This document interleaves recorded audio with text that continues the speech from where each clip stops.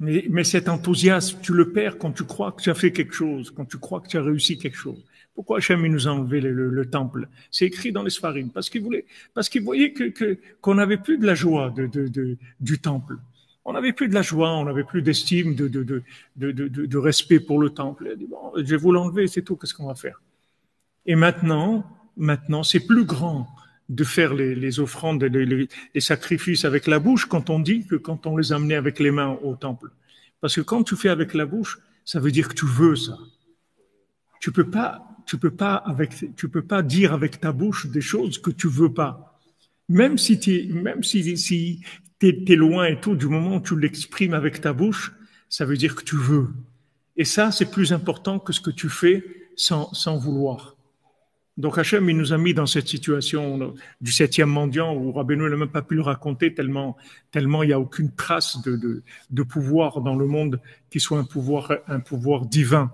Il y a aucun pouvoir divin. Tous les pouvoirs qu'il y a, ce sont des pouvoirs fantoches, des pouvoirs en plastique, des pouvoirs d'argent, des pouvoirs d'orgueil, des pouvoirs de chokma, que des pouvoirs qui sont faux complètement.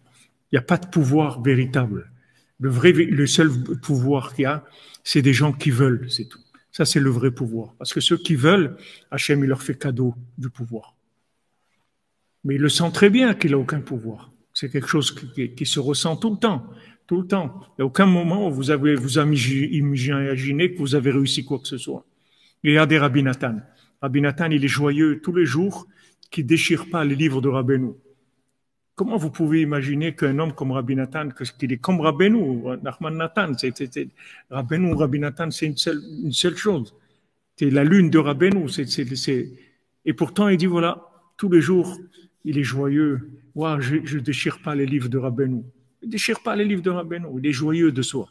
Pour être joyeux de ça, il faut un renouvellement. Il faut un renouvellement énorme. Il faut une appréciation des choses énormes pour avoir cette joie-là. Exactement, le modèle de perfection, c'est ça. Est-ce qu'on peut seulement vouloir avec la pensée? On peut vouloir avec la pensée, mais je vais vous dire, Madame Shriti, quand le Rabbeinu l'explique, de vouloir avec la pensée, c'est bien, mais quand vous l'exprimez avec la bouche, en fait, vous fabriquez une âme qui va vous permettre de réussir la chose. Quand vous l'exprimez avec la bouche, vous fabriquez une énergie. Que cette énergie, elle va vous permettre de le faire. C'est pour ça même les coachs, ils vous disent ça. Les coachs, ils disent à quelqu'un, tu veux quelque chose, tu veux une voiture, alors tu prends une photo de la voiture, tu la colles sur le mur, tu la regardes, tu dis je veux cette voiture, je veux cette voiture. Toute la journée, tu répètes ça, après tu vas finir par l'avoir. Mais eux, ils savent pas comment ça fonctionne. En fait, quand vous exprimez avec la bouche, votre bouche, c'est l'expression de votre âme. Donc maintenant, quand vous dites avec votre bouche, en fait, vous sortez des énergies spirituelles. Et ces énergies spirituelles, elles vont fabriquer la chose que vous avez demandé. Avec ça, vous allez réussir la chose. Si on peut être riche en pensée, Rabbeinu il dit ça, que la pensée, elle a une très grande force. Et justement, Rabbeinu, il dit ça, il parle de l'argent. Il dit, si quelqu'un, il a une pensée très, très forte pour avoir de l'argent, il finira par avoir de l'argent.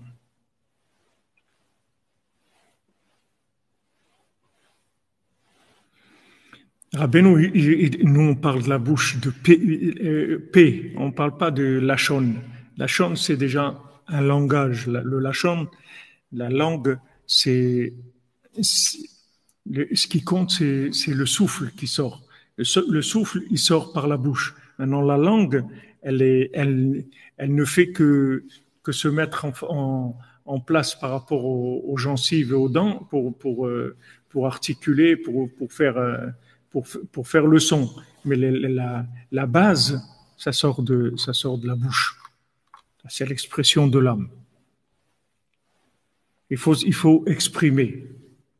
Il faut beaucoup exprimer ce qu'on veut. Il ne faut pas avoir peur de s'exprimer. Devant Hachem, de s'exprimer, de demander, de redemander. Il ne faut pas avoir peur d'exprimer. Donc il dit, aval, alcool, piquen, c'est vrai qu'ils ont tout reçu cadeau. Alors il dit, mais si c'est cadeau, alors il n'a rien fait. Il n'a rien fait pour avoir ça. Comment j'ai rien fait?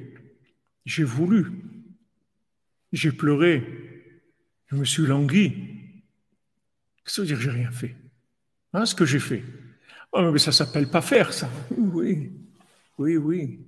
Ça, c'est encore plus que faire. C'est la racine du faire, c'est l'âme de faire, c'est l'âme de l'action. C'est pour ça que tu vois pas ses mains, lui. Parce qu'il n'y a pas de, tu vois pas l'action dans ce, tu vois pas, alors qu'il a des mains très très fortes.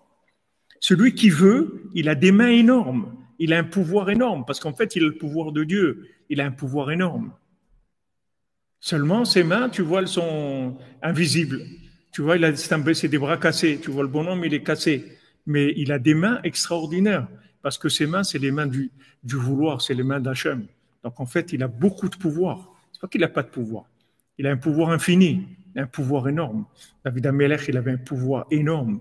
Il avait une force, David Ameller, énorme, même physique. Il avait une force énorme parce qu'il était connecté, il pouvait faire des choses avec son corps incroyables.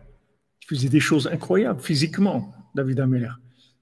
Mais pourquoi? Parce qu'il a compris que ce qui compte, c'est le ratson, c'est tout.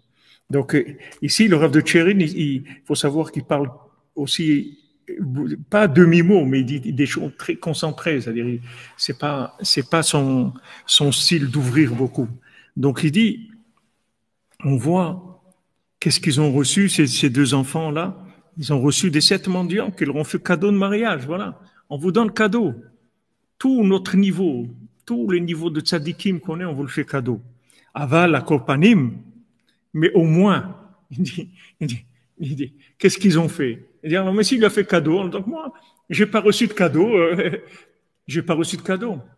Qu'est-ce que je vais faire? Tu vois bien, c'est écrit, ils ont tout reçu cadeau. Donc moi aussi, si je reçois cadeau, ben, je deviendrai un tzaddik. Mais pour l'instant, je suis pas un tzaddik parce que j'ai pas reçu ce cadeau. Eux, ils ont reçu tout cadeau. Tu vois, c'est écrit. Il est venu, ils leur ont fait cadeau. Et il dit non. Allez, des écoute. Ils avaient du languissement, gagouim, ils voulaient, qui soufim des doshim, ils avaient des vouloirs, je veux. C'est avec ça ils ont pas fait avec les mains, mais ils ont fait avec plus que les mains. Ils ont fait avec le vouloir.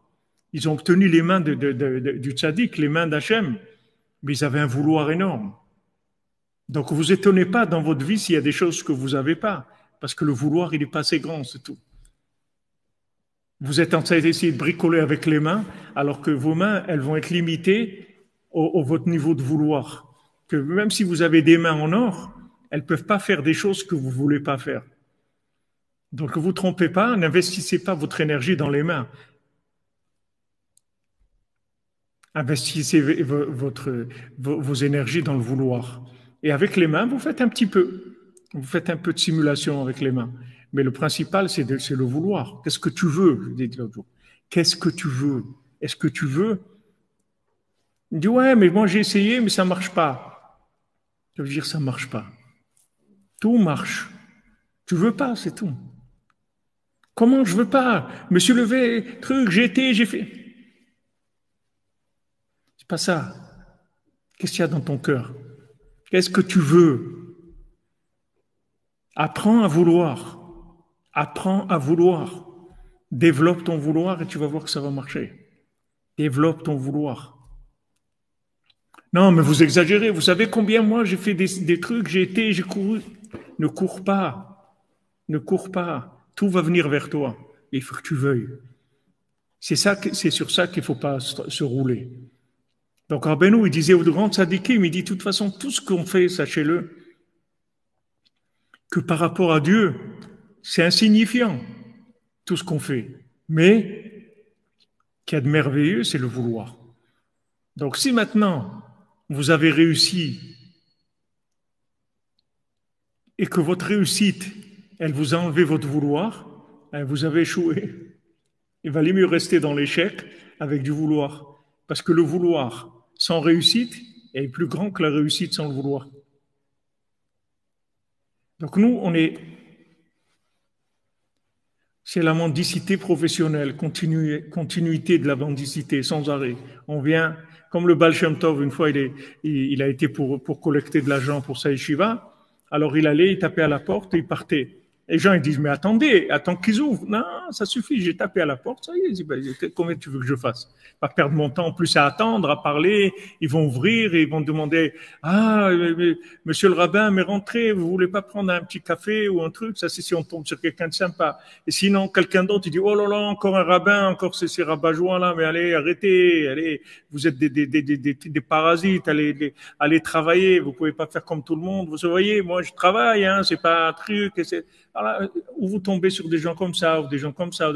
Qu'est-ce que vous avez tapé à la porte, vous partez, c'est tout. Tranquille.